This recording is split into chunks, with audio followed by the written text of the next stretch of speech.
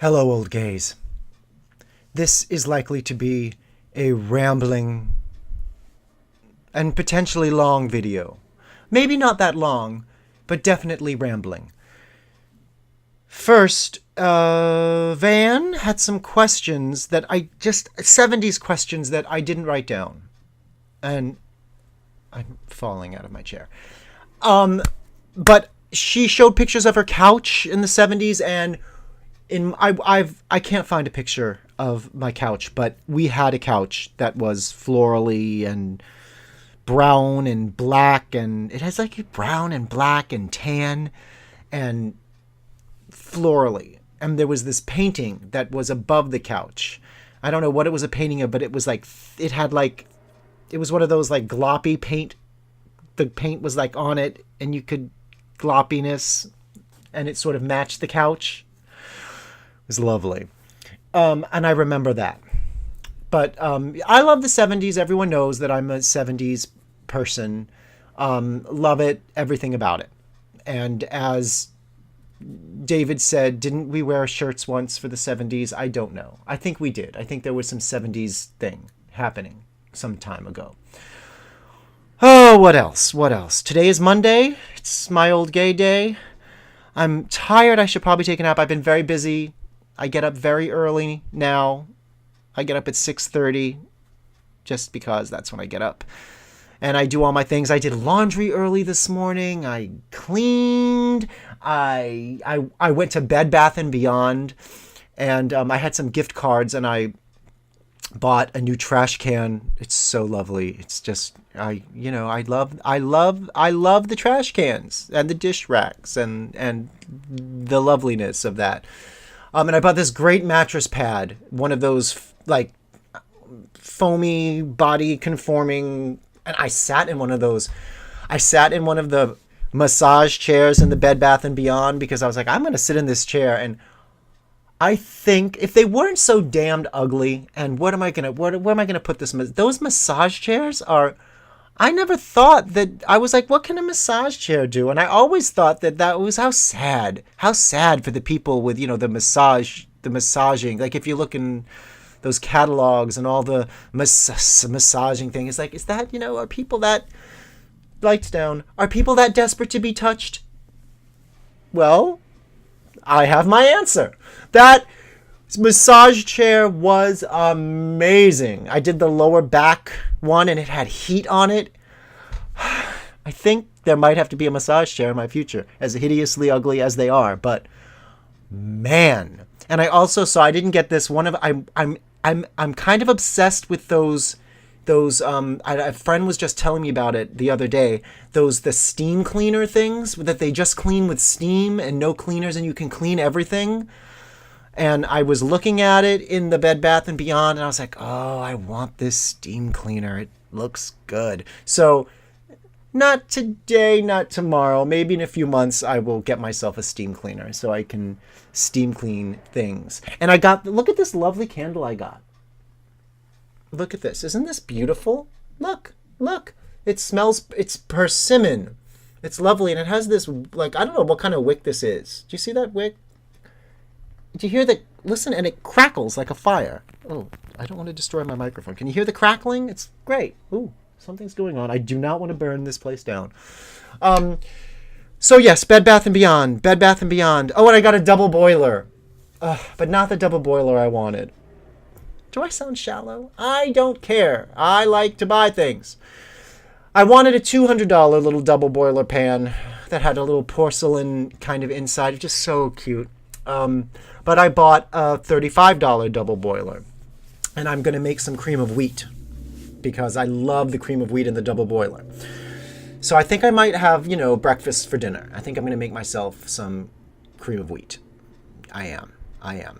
And what else? I've been obsessed with, it's been on already, but have you watched the Mildred Pierce on the HBO? Oh my God, it is the best. I never saw the Joan Crawford movie. I never, ever saw. The only thing I knew from Mildred Pierce was Carol Burnett. And that's all. But this Kate Winslet 5 8-part miniseries. And I still haven't watched the last part yet. I'm kind of putting it off because I don't want it to end. But I love it because now I have on the computer, you can do the HBO Go. Do you know about that? If you have HBO, you can watch everything online with HBO if you subscribe. And it's unbelievable. So maybe tomorrow I'll watch the last hour. But Mildred Pierce is from Glendale, California, which is where I live now. And I think I've been watching it, and I think I am Mildred Pierce. I've decided that, I'm Mildred Pierce. I don't bake pies. I don't want to open a restaurant. But I do. I feel like I think I'm Mildred Pierce. Does that make my dog Vita? I don't know. But Glendale, California. It's a very, very, very odd place. Very odd. It's pretty. It's very, very crowded. Very congested. There's a lot of traffic. It's unusual. Los Angeles is weird with its little places, And as I had said last week, I live here because it was cheap, and I'm as much as it looks like I'm spending, I'm not really spending. I'm on a year-long plan of financial and emotional recovery, and it's going to happen. But Glendale, California, it is the largest Armenian population outside of Armenia. And I'm telling you, it is like living in a foreign land. As Rosie O'Donnell likes to say about the foreign land. That's another thing. I know some of you are Rosie O'Donnell fans as well. And I listen to her radio show every morning, and it's almost over. And I literally don't know what I'm going to do. I don't know what I'm going to do when that ends. I don't know. I don't know what I'm going to do. I hope some of the folks might stay, I'm hoping. But I am a little... I can't think about it too much. Anyway, but it is Glendale, California is like a foreign land. And the Armenians it's interesting. Especially, it's generationally, it's very interesting. The old Armenians, they walk a lot. Like it's almost like, and especially like at dusk and at night, it's almost like the Walking Dead of all the old Armenians walking down the street. And okay, I don't know if this comes through in my videos, but I'm really not the most friendly person who ever lived. It's like in this is going to be a very gay reference, in the movie Funny Girl with Barbra Streisand, when her mother says, when you're a stranger, you should act a little strange. And that's kind of how I function in the world. I mean, I really am a New Yorker at heart. So when you're in New York and there's millions of people on the street, everyone is in their own world. But it's different in California, and I've been here so long that maybe I have gotten a little more friendly than I normally would be. But the old Armenians walking down the street, I mean, I am someone, if I'm walking down the street and I'm passing you by, I'm going to smile and say hello. I am. That is what I'm going to be like, hi, hello. That's just, and they don't like for you to talk to them. You walk by, they're walking down, and you say, and always the Armenians are very well dressed. The old men always have suit jackets on and nice shoes, and they're very well kept people. I respect that. I like the neatness, and I like that. But they don't really like to interact with you because, I say hi, and they're like, they glare at you. They don't say anything. They just go, I don't know. It's quite disconcerting. And yet the young people are very, very different. The young Armenian girls, especially, some of them are beautiful, like really, really pretty young women. I guess because you like the Kardashians, I guess. The Kardashian types, I mean, gorgeous. And I guess if you're a pretty girl, you're going to be nice, I suppose.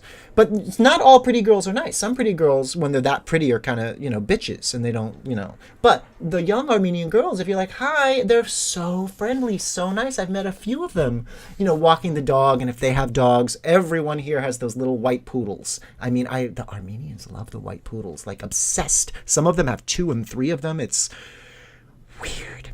But the pretty Armenian girls are lovely, lovely. Now the young Armenian men, interesting. There's so far there's like two types that I've seen. There's kind of like, I don't know, they're the kind of brutish, muscly, very testosterone-y, hairy, not unattractive. They're like they kind of scare me a little. They remind me of kind of the guys in high school that were a little scary, and they drive the muscle cars and they make, most everyone here drives like 2 miles an hour. It's like, what? Except for like the young Armenian men in the muscle cars are like, so it's an odd combination. But then there's the metrosexual young Armenian men, and it is the craziest thing because they're metrosexual Armenian young men dress like as gay as the gayest little, like, if they were in West Hollywood walking down the street, they look just, it's like. And I saw two of them walking down the street the other day, and I was like, oh, look, there's two gay guys. Look at that. How cute.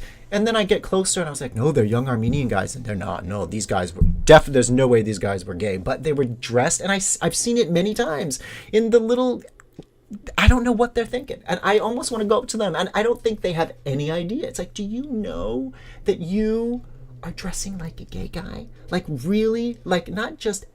I mean, like a super gay guy, like super, super, super, super, super gay. So it's an interesting culture. It's interesting how, and they're very, especially the older ones. I guess it's how they maintain their culture. They stay in, I don't know. It's interesting. I'm finding it very interesting living here in Glendale in the foreign land. What else? Oh.